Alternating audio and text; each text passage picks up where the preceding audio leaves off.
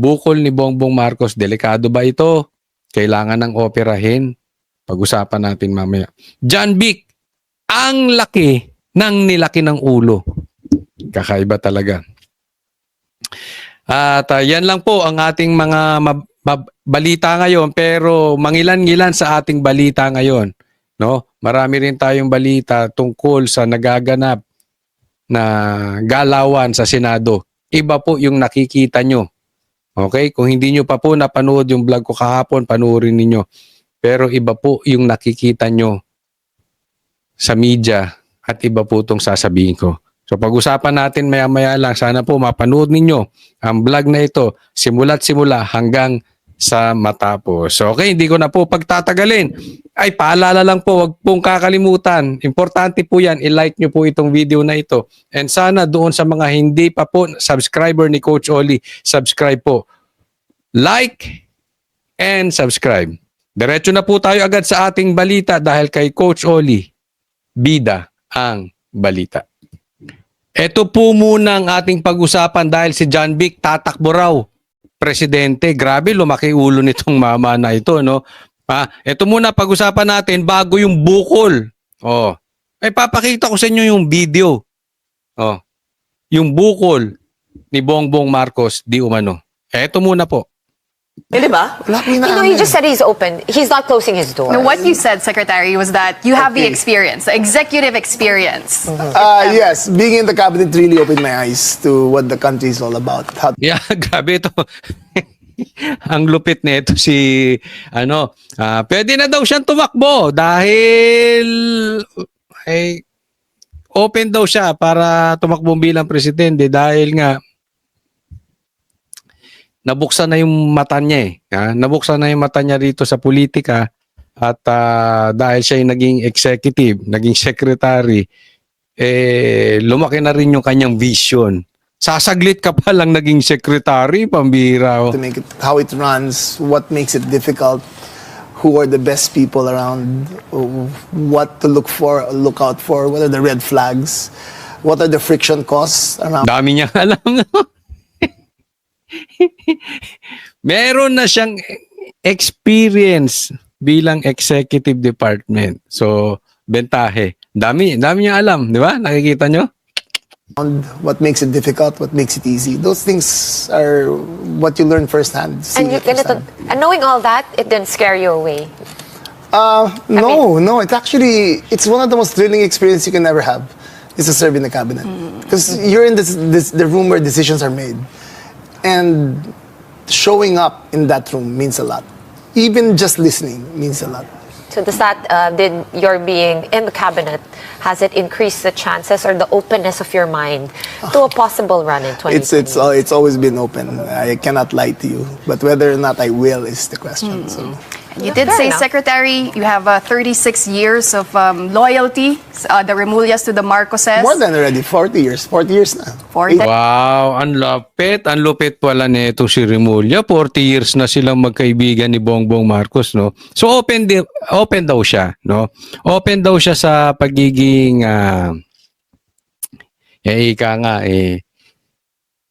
standard bearer, ni Bongbong Marcos. Ganyan din naman si Risa, di ba? Open din siya. So, posibleng tumakbo. So, ito yung mga napupusuan na tatakbo si John Vic at saka si Risa, no? Isa yan sa kanilang tinitingnan. Pero alam nyo, di ba? Parang ganyan kasi minsan merong, this is not to insult everybody, no? Pero minsan yung iba, nagkaroon lang ng cellphone, nagkaroon lang ng camera, vlogger na, di ba? Yung iba nakatungtong lang sa gym, isang buwan pa lang sa gym, gusto nang maging bodybuilder. Wala namang masama sa pangarap. Okay lang po 'yan. Pero pagdating sa pangarap mo, pagdating sa politika, ibang issue 'yun. Kasi wala ka pang nagagawang mabuti sa Cavite. Ayaw nga sa'yo ng tao. Ewan ko totoo ba ang nababalitaan natin? Ayaw ng tao sa Cavite, sa Remulla. Ang gusto raw doon, Revilla. Tapos tatakbong presidente. Tapos dikit kay Bongbong Marcos. Yan ang magiging issue.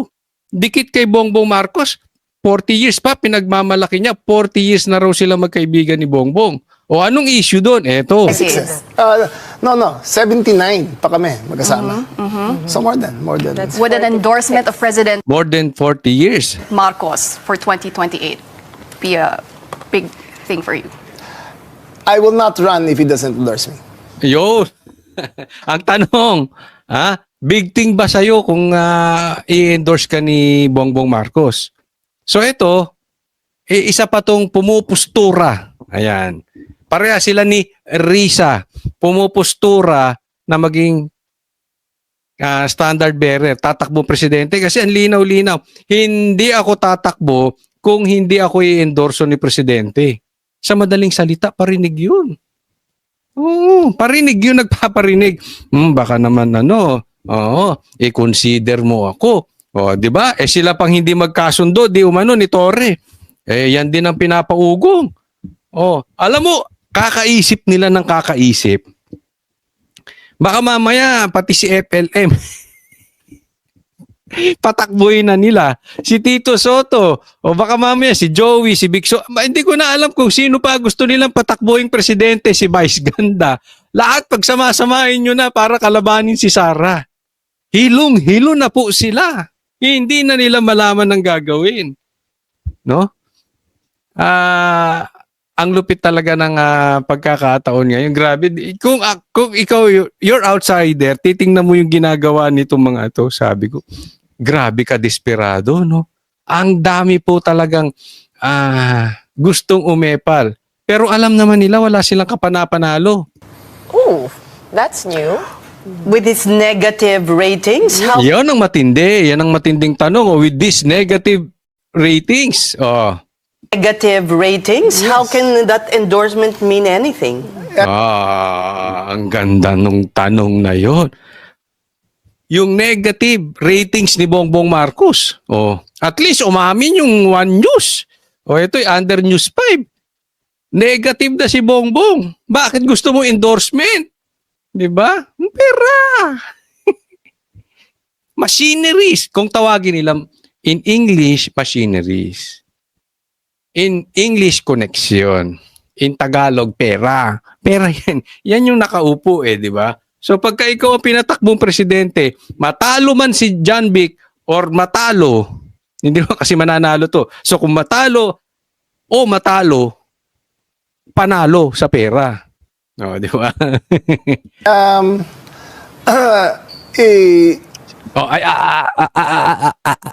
Ayusin mo sagot. Baka magkamali ka, hindi ka, yung postura mo, hindi ka kuhanin ni Bongbong Marcos. I the serve ano, at it's a family thing, it's the confidence thing. It's the machinery. Yan. It's the network, it's the machinery. Pera. Siyempre yung network. Ano ba yung network? Connection. Connection sa mga negosyante. Di ba? Malalaking mga trilyonaryong negosyanteng nagbibigay sa mga politiko. Machinery. You're so cynical. Can't you be positive, di ba? We're here trying to paint a rosy I've been picture in this whatever I say, I've been in this chair you're and- incredible. You're incredulous right away. Realist. Di ba? You're incredulous. I'm trying because to talk in poetry. You beat me up with prose. Di ba? So would it be safe? Hindi ka makasagot. 'Di ba? Bakit gusto mo yung endorsement? Yung iba patayo na. Palayo na kay Bongbong Marcos, napapansin nyo, yung iba dumidistansya na. Ikaw gusto mo pang lumapit, 'di ba? Alisan mo ng power si Bongbong. Kunwari, ma-impeach 'yan. Kunwari lang hindi ko sinasabing sana mangyari. Kunwari biglang mamatay. Tingnan mo yung mga yan. Talikuran lahat yan. Balimbingan, kaliwat kanan, balimbingan. Pagdasal ninyo, hindi mamatay si Bongbong Marcos. Pag namatay yan, tingnan nyo. O kaya kung may biglang natanggal, naalis bilang presidente, legal way I'm talking about legal ways. Natanggal. Tingnan mo, lipat yung mga yan. Tingnan ko kung gusto pa nilang idikit yung pangalan nila kay Bongbong Marcos. mga oportunista rin eh. Ako tanong ko, John Vic, ganun ka ba? Di ba? Ganun ka ba, John Vic? Tayo naman nagtatanong lang, no? Pero magkakasubukan eh. Dahil ang mga politiko, traidor. Baka nga may trinaidor tong Hindi nyo ba trinaidor ang Revilla? Ako tatanong lang. Hindi nyo ba trinaidor ang Revilla?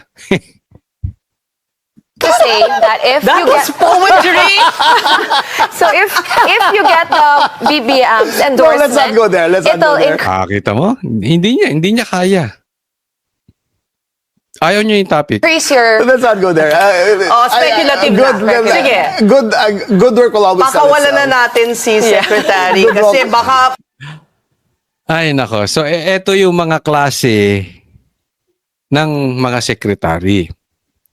Ako nga duda pa kung itong sekretary na ito ay isa doon sa binabanggit ni nasa listahan ni Lebiste kasi sabi niya 'di ba may 5 nakaupo ngayong sekretary nasa listahan ng Cabral Files. Sa madaling salita, may nakaw.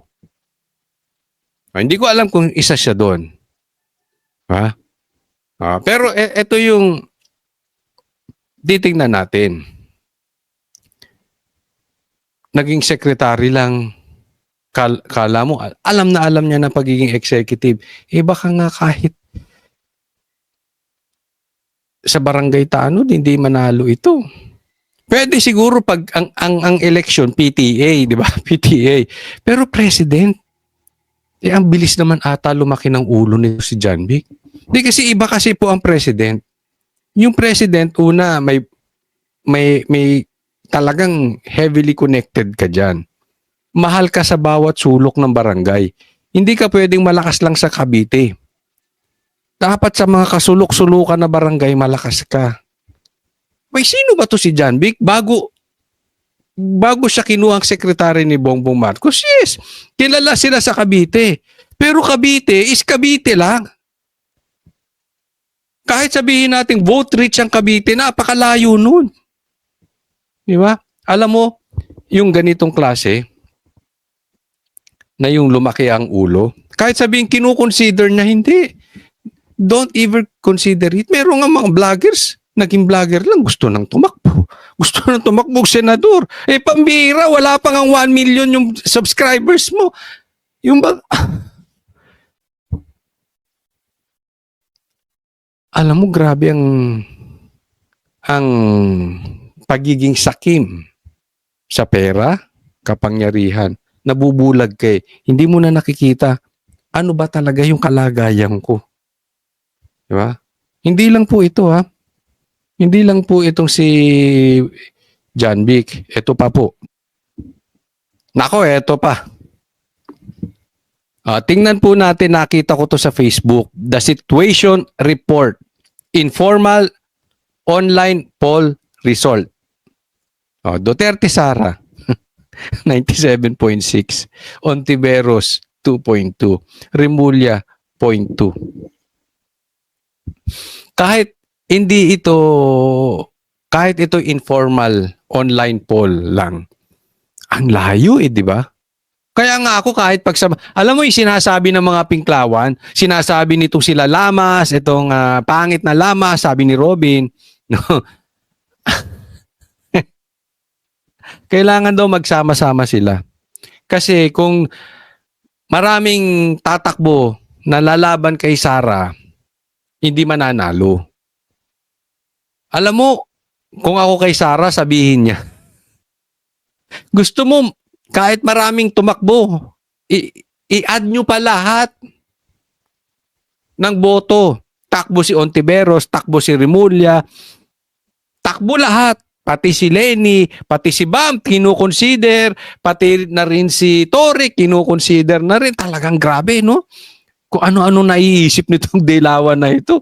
Talagang, diyan mo makikita na ang Dilawan talagang bulok na.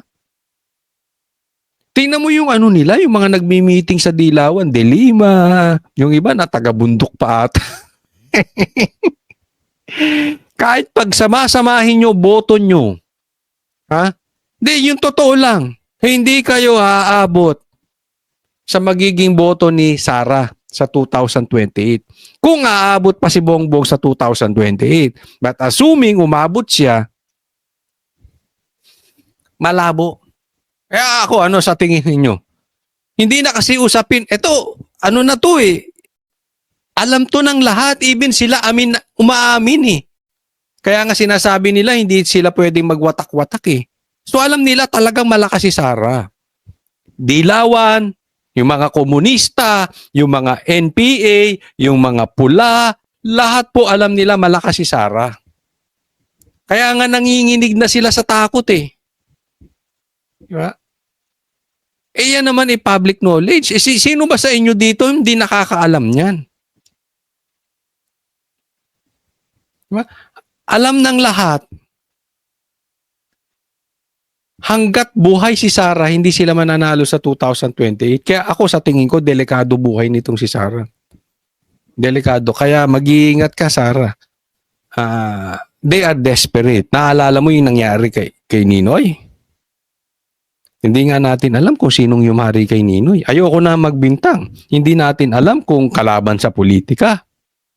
Or baka nga kakampi pa sa politika ang yumari kay Ninoy. I really don't know.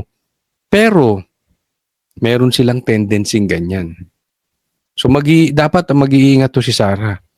Kasi obvious naman kaya nga binabanatan to sa impeachment. Kikita naman natin. That is public knowledge. Kung mahina si Sara, hindi yan pagtutulungan ng kung sino-sino. I mean, si Risa ba kakainin yung tae ni Bongbong?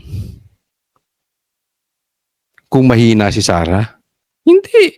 Yung mga dilawan ba kakainin yung sinuka nilang Marcos? Hindi. Tinain na nila yun, isinuka nila, kinakain nila ngayon. Bakit? Dahil malakas si Sara. Yan ang masakit man sa kanilang tanggapin, pero yan ang katotohanan. Hindi na natin maaalis yan. Di ba? So, lahat po kakasuhan yan sa ombudsman, sa impeachment. And yun nga, delikado buhay nitong si Sara. So, they will try their best hindi makaupo to si Sara. Lalong-lalo na pag nakaupo si Sara. Alam naman natin eh, di ba? Alam natin sino ang mastermind sa ghost projects. Sino ang mastermind sa flood control scandal. Alam na po ng buong Pilipinas yan.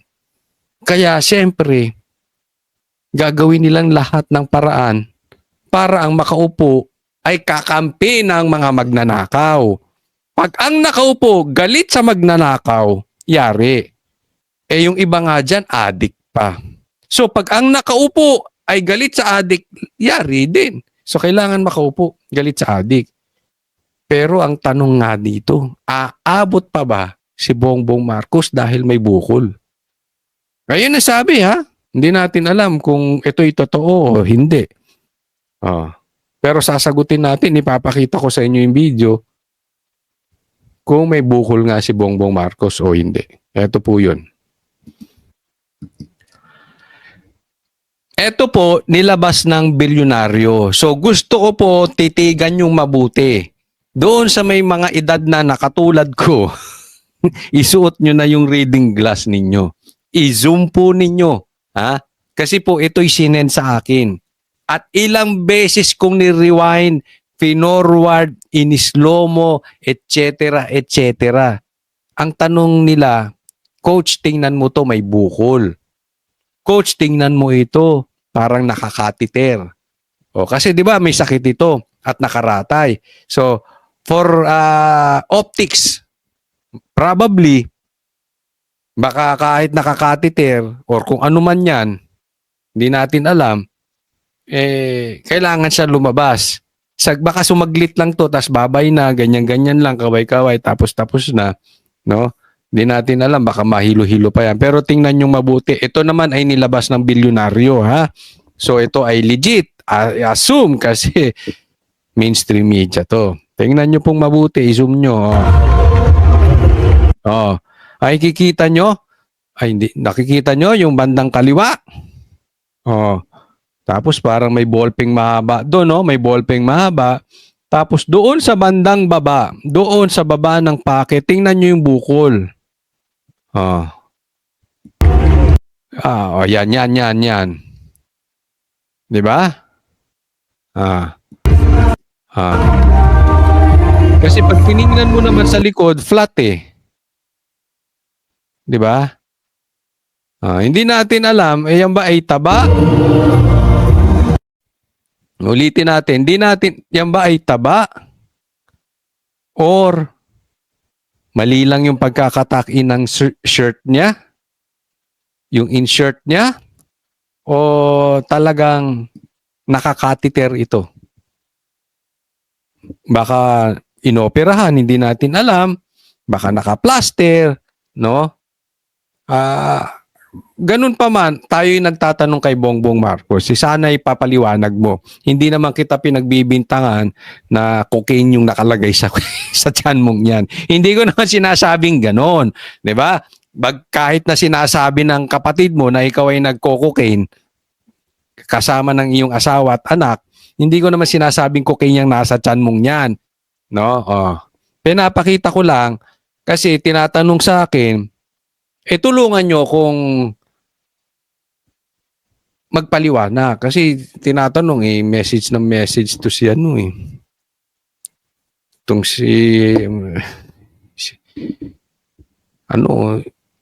itong subscriber natin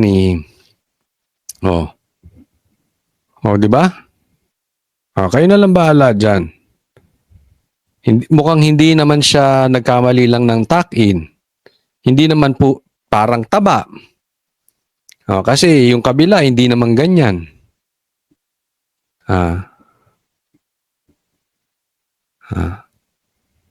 Ako lang naman, ang issue ko lang naman dito, pagka may mga ganito,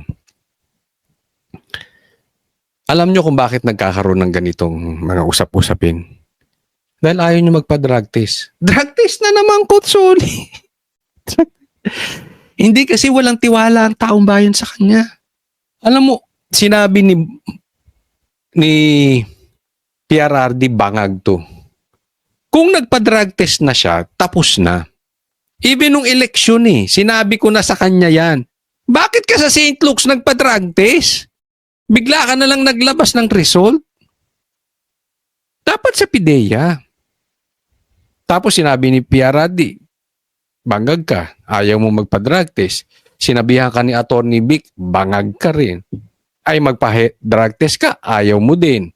Hindi naman sinabi ni Attorney Vic bangag siya. Tapos ngayon, tuloy kakatakbo mo, nagsalita na yung kapatid mo. Hindi lang ikaw ang bangag, pati asawa mo, pati anak mo, bangag. Pag may mga ganito kasi, kailangan sinasalubong mo. Hindi dapat si Claire ang nagsasalita in your behalf. Kasi sabi ko connected sa drug test yan Pag may ganyan, sagutin mo, hindi totoo. Tutuloy. Ang tinatanong mga vloggers, mapapag-usapan tuloy. Hindi ko rin naman alam kung ano yan. Malay ko ba dyan? Hindi naman tayo nagkikita. Pero kasi pag titingnan mo in, plain view, mukhang ang bukol. Mukhang plaster. 'Di ba? Mukhang naoperahan tapos pinaster, kailangang plaster. Hindi natin alam. So kaya nga dapat mag-explain siya. Pero alam mo sa totoo walang dudang ganito. Pag naglabas ka ng medical bulletin, yun ang hinihingi Yung official na ilalabas ng St. Luke's. Yung ipakita mo sa taong bayan, ito medical bulletin ko, maayos ako, hindi ako na-opera, ito. Signed by St. Luke's. Total, naglabas ka na rin ng drug test ng St. Luke's Hindi ilabas mo na rin yan. Tatanggapin ng tao naman yan Ang problema ka, hindi tinanggap yung drug test mo sa St. Luke's, biglaan. Hindi ka nagpakita na ikaw ay natis.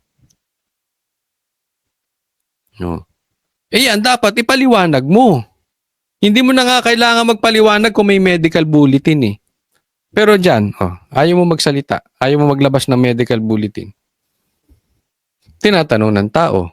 Ngayon, kailangan mong i-explain sa taong bayan. Ano yan? Hindi ko alam, baka may dala kang pera dyan. Malay natin. Kung baka may dala ka sigarilyo, hindi ko alam kung baka may dala kang Johnny Walker dyan. Kung ano man yan. O hindi ko alam, baka malaki lang yung junior mo. Tumambok, may nakitang pogi. Ay, may nakitang ano. Hindi, it's open eh. Diba? It's open for ano eh. Opinions. No? But one thing for sure, matambok nga. Matambok ka, Bongbong Marcos, ha? In fairness, matambok yan.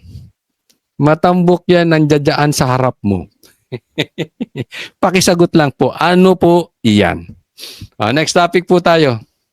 Ito naman ang ating pag-usapan. Marami na rin mga congressman ang naaawa. Tingnan natin to. Ang totoo niyan, marami lang sa atin ang naaawa sa kanya. At marami ang naririnig kong nagsasabi, nakakahiya. But Madam Speaker, distinguished colleagues, Kanino ka naaawa? Kay Bongbong Marcos dahil may sakit?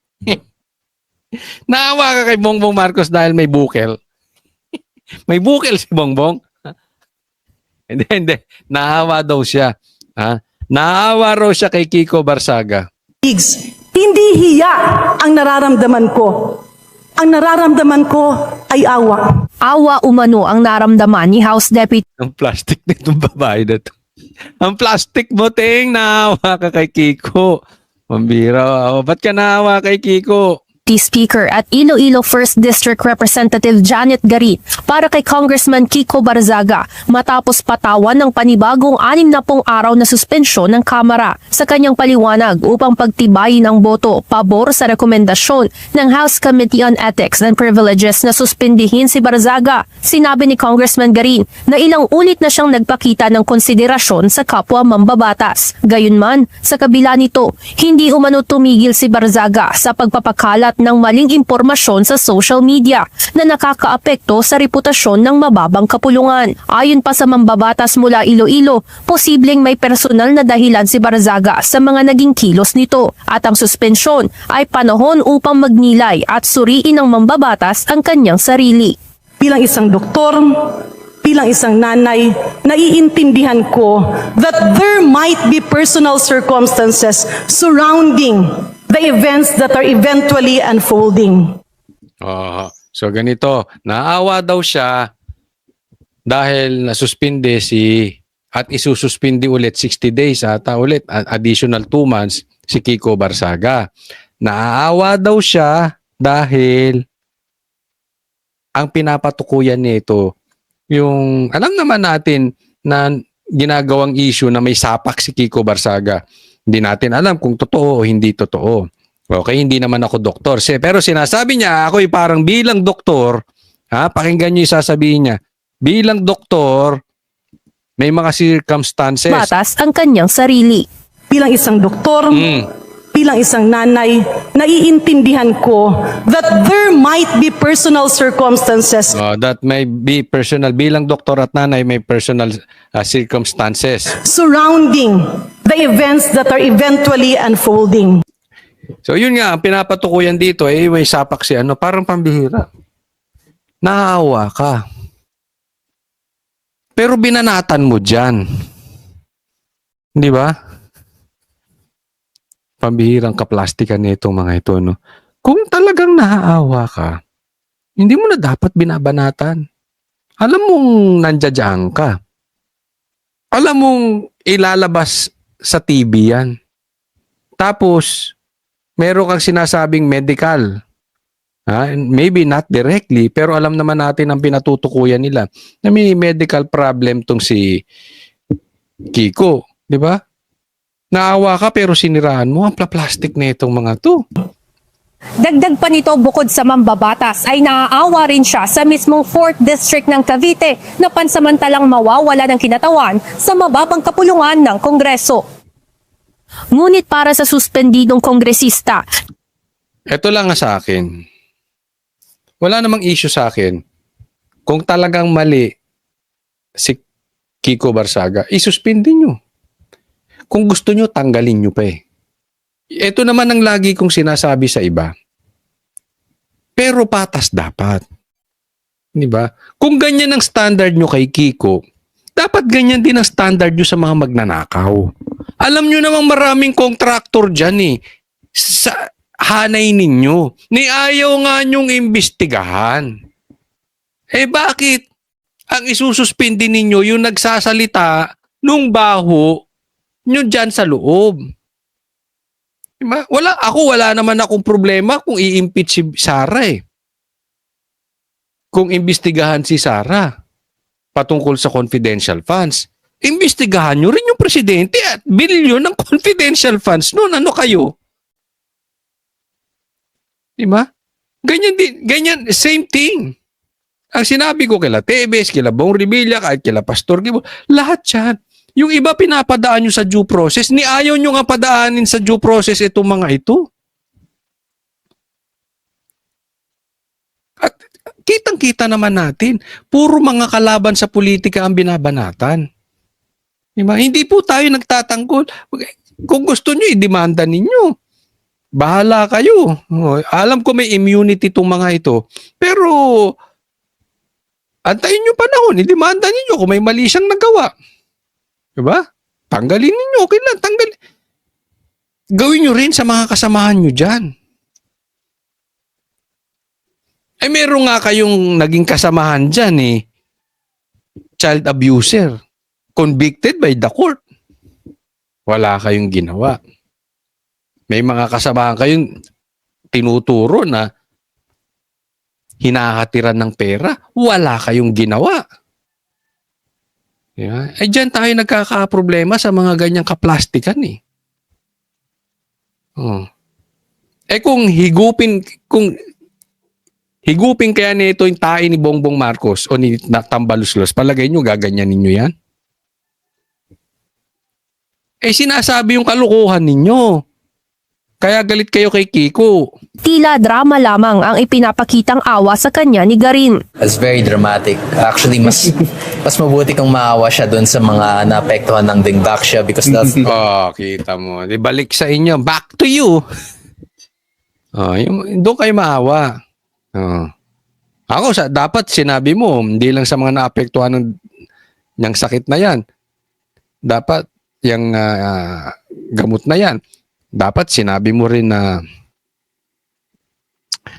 hindi ba dapat maawa kayo dun sa mga namatay sa baha. Oh. Doon kayo maawa dun sa mga ninakawan ng distrito ng pera.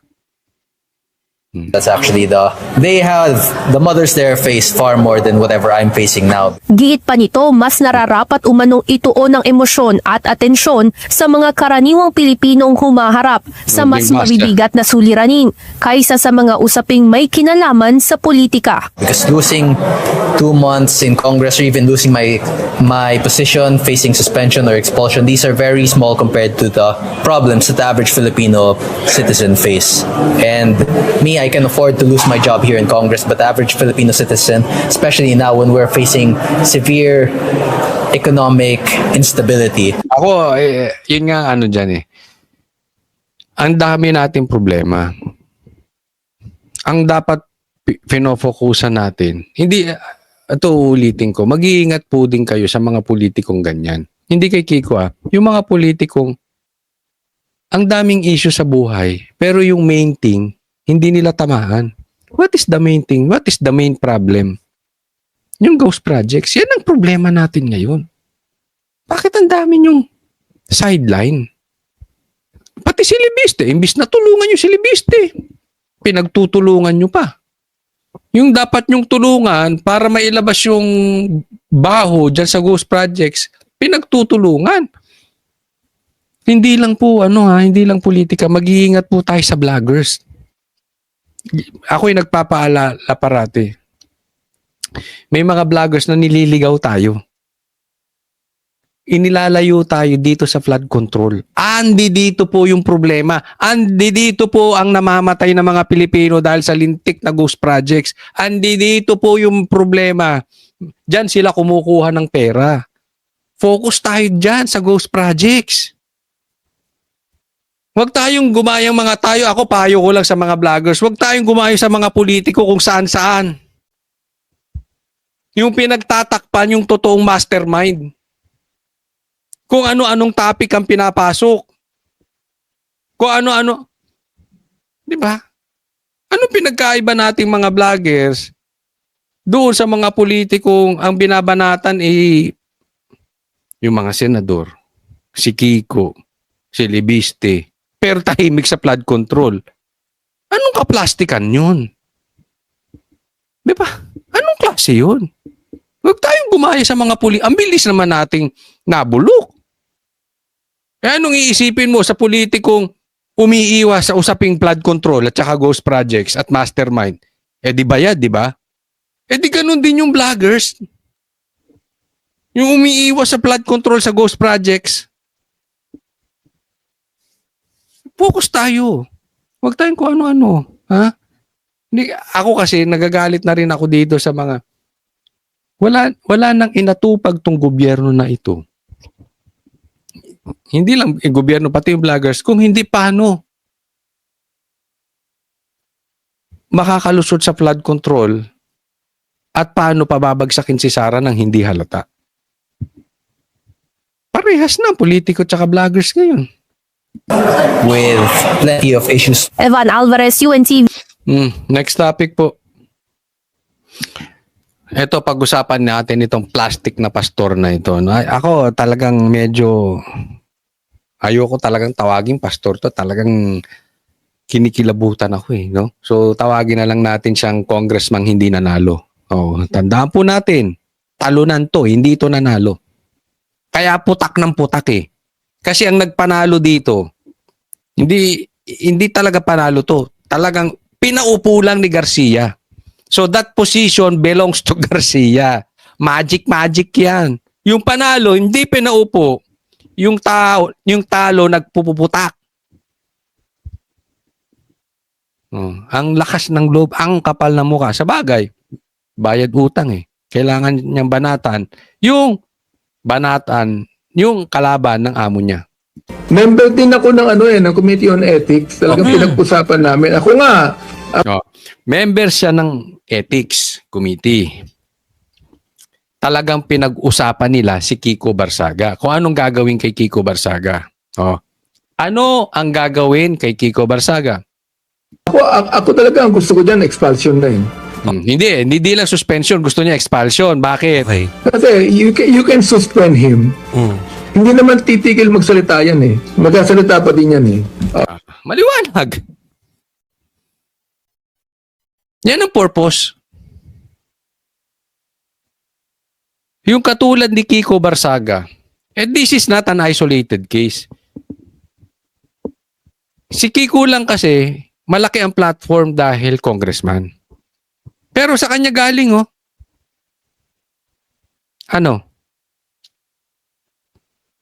para tumigil magsalita. Kasi nga kung sususpindihin mo, habang suspended, magsasalita at magsasalita pa rin.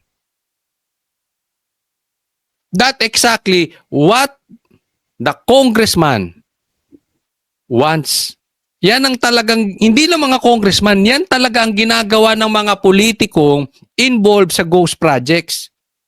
Or kung hindi man involved sa ghost projects, yung bossing nilang pinagsisilbihan, yan ang gusto. Manahimik si Kiko, manahimik si Libiste, manahimik si Defensor, manahimik si Chavit, manahimik ako, manahimik kayo, manahimik tayong lahat. Tuloy ang nakaw, huwag niyong pansinin yung ghost projects. Punta tayo doon sa impeachment dahil sa 150 million lang ni Sara. Ayan. Yung 3 taon na ginagawa sa atin, let me repeat this, yung 3 ginagawa sa atin, sa mga politiko at sa mga vloggers katulad ko at sa mga katulad ninyong mga manunood, sinabi in one sentence ni Abante.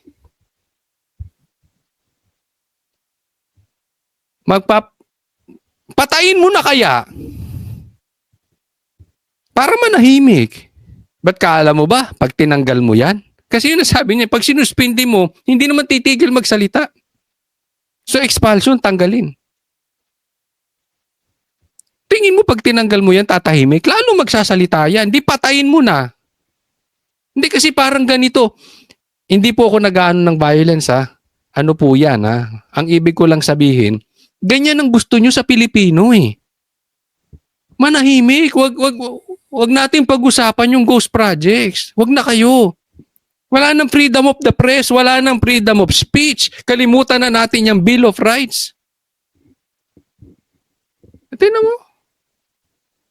Yan ang gusto nilang mangyari. Ano kayo? Diyos? Hindi Diyos ang tingin nyo sa sarili nyo. Kayo na lang ang tama. Alright. At meron pa nagsasabi na sana maging compassionate kami because Ayan, tingnan mo tong animal na to. Ha?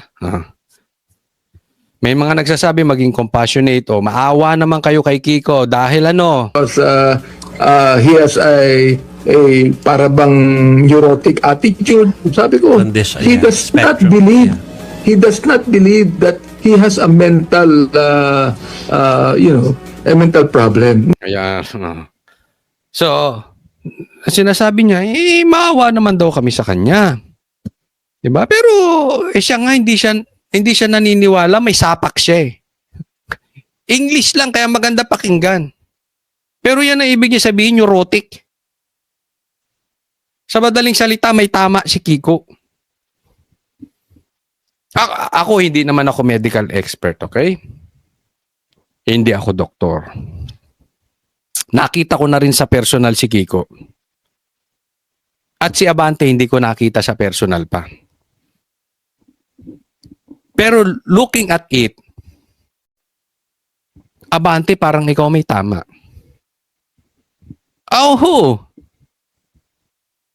maybe Kiko is weird dahil he is different. Di ba? I don't know. Hindi ko sa pinagtatanggol si Kiko. Pero pag nasa kongreso ka at di ka nagnanakaw, magmumukha ka talagang weird. Di ba? Ay, hindi ko alam kung nagnanakaw si Kiko or hindi. Pero with just that example, ikaw ang kakaiba. Di ba? I think it's safe to say na mas maraming magnanakaw kaysa hindi magnanakaw na congressman. Even mga congressman kasamahan nyo, sasabihin yan. Di ba? So magmumukha kang weird kasi ikaw eh. I mean, it's the same thing as sa edad ko, sino ang hindi naninigarilyo at nagiinom? Magmumukhang weird. College ka, fresh graduate ka, hindi ka naninigarilyo, hindi ka nagiinom, magmumukha kang weird. Pero ang tanong, sino ang tama? So kung ako titingnan mo, Abante, ikaw may tama. Isipin mo, pastor ka, wala kang compassion. Papalabasin mo na hindi tayo dapat maawa dyan, tas babanatan mo sa TV. Ikaw may sapak. Hindi siya naniniwala dun eh. Ano po kung Oo. masasabi nyo sa sinasabi? Hindi siya naniniwala doon. Eh bakit? Sino magsasabing may sapak? Di ba yung doktor? Doktor ka ba? Ngayon, kung meron kang ebidensya na maglalabas ng medical na may sapak ito at ito'y dapat nasa ospital, wala sa Congress, edi ilabas ninyo. But for the meantime, inaakusahan mo eh. So, sasabihin ko sa iyo to, an accused is considered innocent until proven guilty. Hindi, di ba? Oh. Sabi ng iba na freedom of speech. Well, we allow that. In fact, sinabi ko pa nga, na kapag pinilit natin siya na magkaroon ng medical expert na tumingin sa kanya, that might even violate. Ang gago mo talaga. Ang gago nito. Pinipilit yung medical. O, hindi ba? Ba't hindi mo? Ang tanong, bakit hindi ba magkaroon ng freedom of speech? Hindi nyo siya bayaang magsalita? Ba't gusto nyo patahimikin?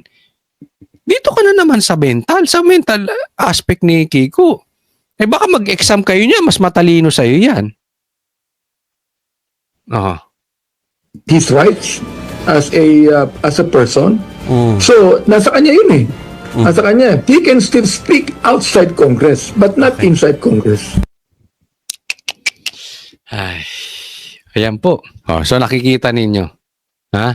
Nakikita nyo ang mukha ng Congress. Grabe. Sa Senado, we have Tito Soto and Lacson controlling the narrative. Diyan sa Kongreso, we have Abante. We have the likes of Abante na kinokontrol lang ano. Hindi kayo pwede magsalita dito. Kami ang bossing dito. Bigyan ng maleta to. Bigyan ng ano to, Rimowa. Ang kapal ng mukha nito.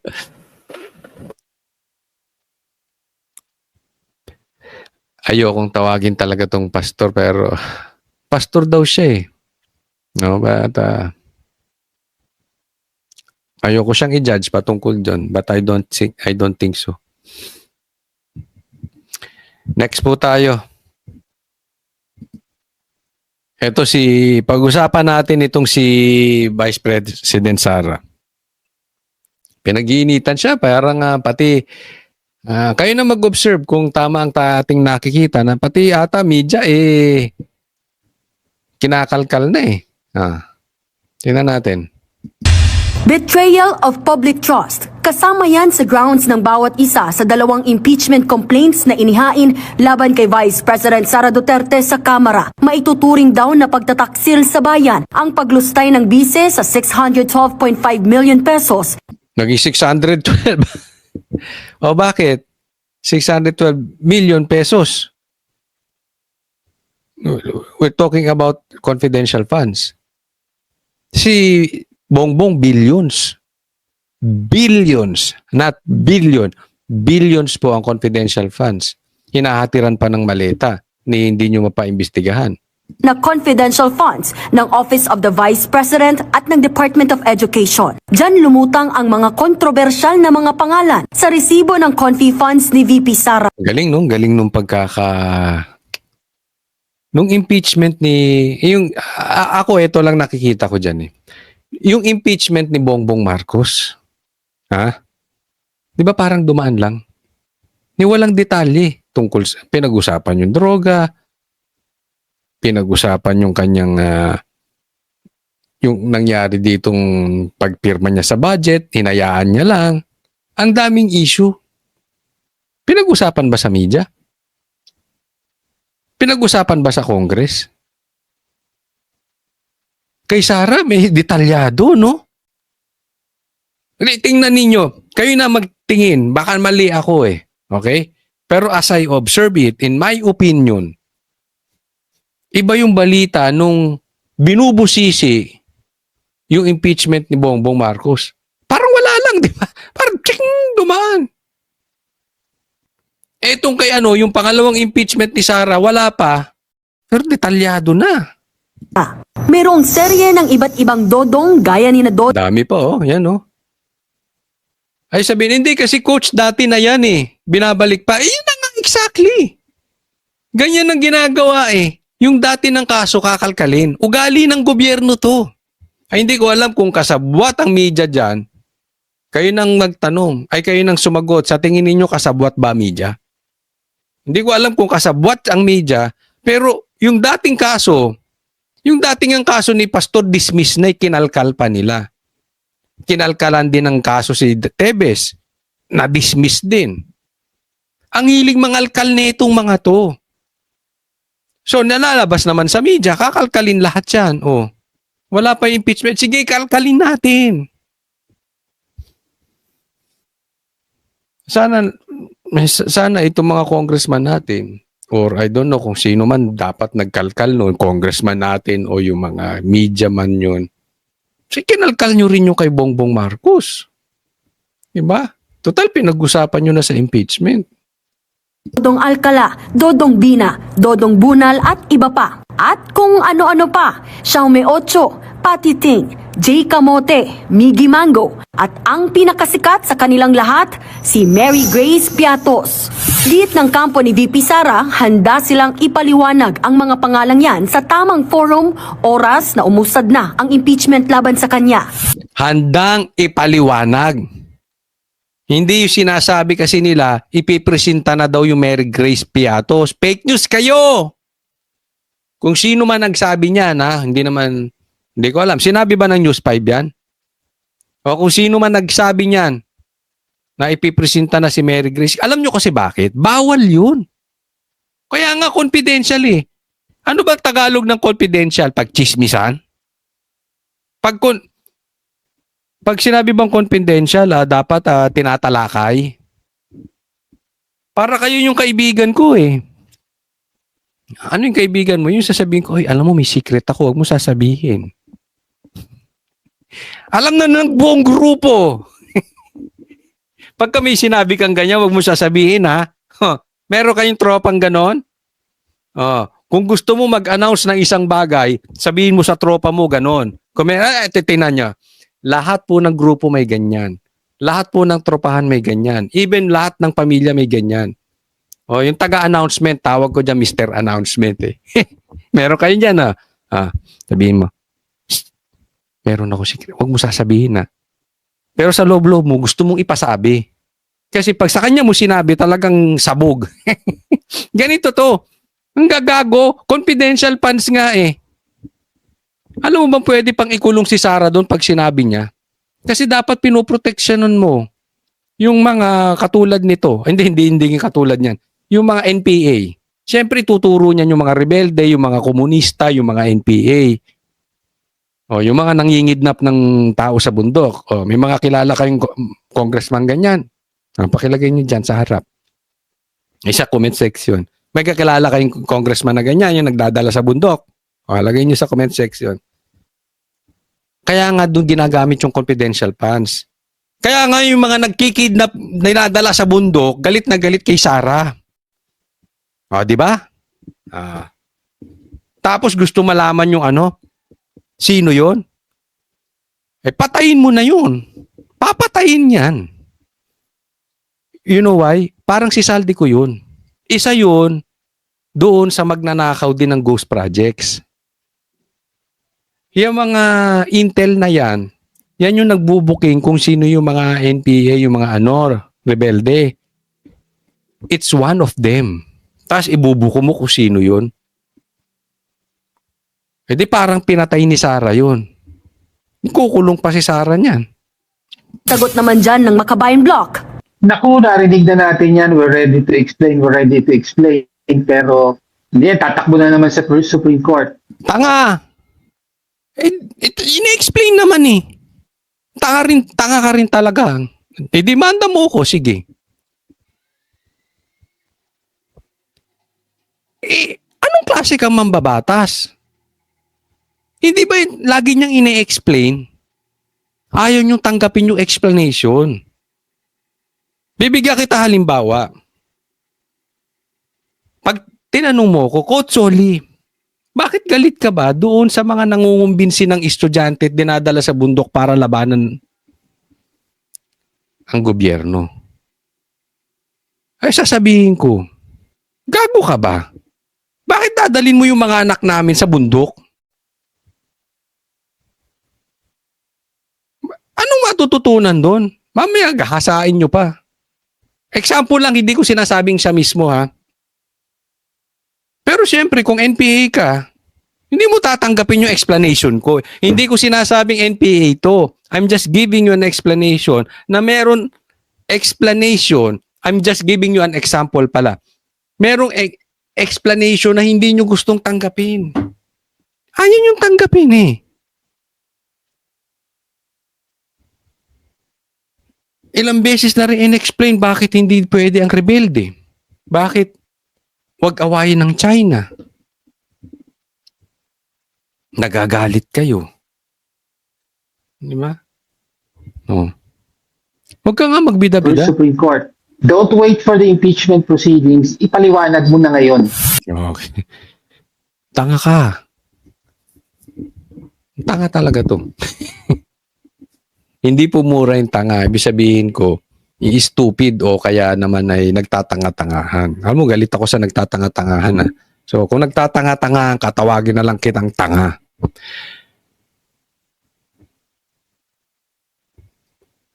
Papaliwanag daw. Pero ang ginagawa daw ni Sara, tatakbo sa Supreme Court. Abay, siyempre. Kasama sa batas yun eh. Kasi ayaw nyo tanggapin. Huwag na daw antayin ng impeachment, paliwanag na. Eh anong nangyari doon sa impeachment nyo kay Bongbong Marcos? Ano yung nagpataas lang kayo ng presyo? Oh. Yung sinampan yung impeachment kay Marcos, wala daw substance. Diba? Galit na galit kayo kay Sara, kay Bongbong Marcos. Gumawa kayo ng drama. Walang kwenta yung ipinasa nyo. Napaka-ipokrito mo itong mga ito. Oh.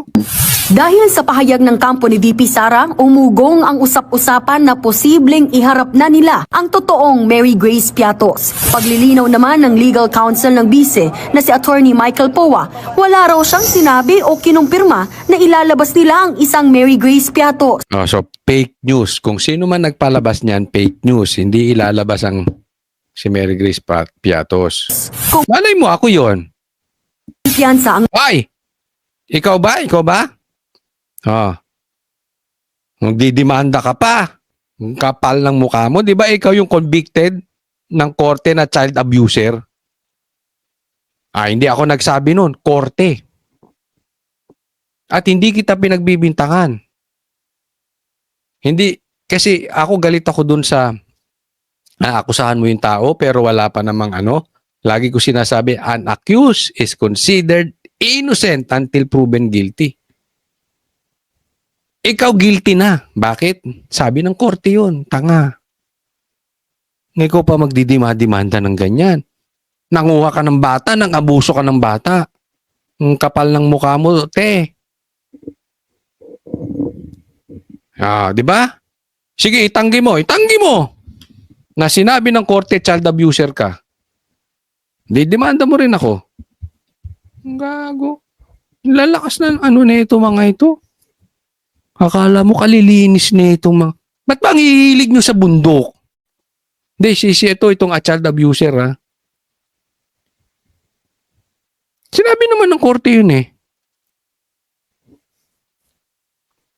Hindi, fake news ba ako? Just research nyo. Kung hindi convicted yan. mga naghain ng reklamo na sufficient in form and substance ang impeachment complaint laban sa bise. Kakuha ng sapat na bilang ng suporta ang impeachment laban kay Vice President Sara Duterte. In other words, makikita natin na yun. Nasang bundok ka ngayon? Hindi, para nasa bundok tayo may paligid. Malay mo, nasa Tagaytay o nasa Baguio. Kayo naman eh. Mayorya ay susuporta sa impeachment complaint.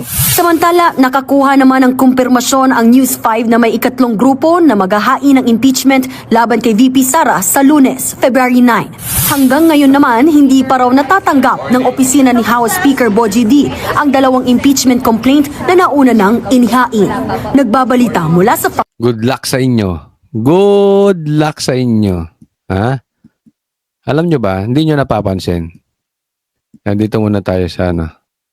Hindi nyo ba napapansin? Medyo tahimik ang minority ngayon. Alam mo yung may ilalim? Tahimik. Di ba? Tapos, itong kabila, itong majority black, itong majority black, tawagin na lang nating tambaluslos black. Ang ingay. Meron pa raw silang palitan, di umano. Patungkol dito kay Lebiste. Sige lang, drama lang kayo. Drama lang kayo. One thing I know, tahimik ang minority. And one thing I know,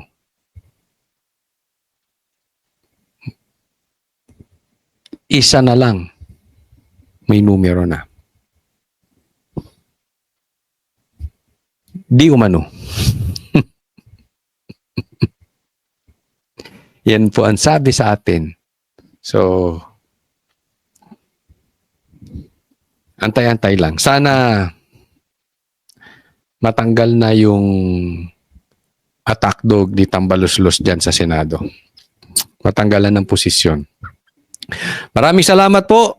Huwag pong kakalimutan na i-like nyo po itong video na ito. Sana masubaybayan ninyo ang vlog ko. So subscribe po kayo para i-inform kayo ni YouTube sa mga vlog ko. Sana ay makapanood kayo parati. Thank you po sa pag sama sa akin sa vlog na ito. God bless everyone.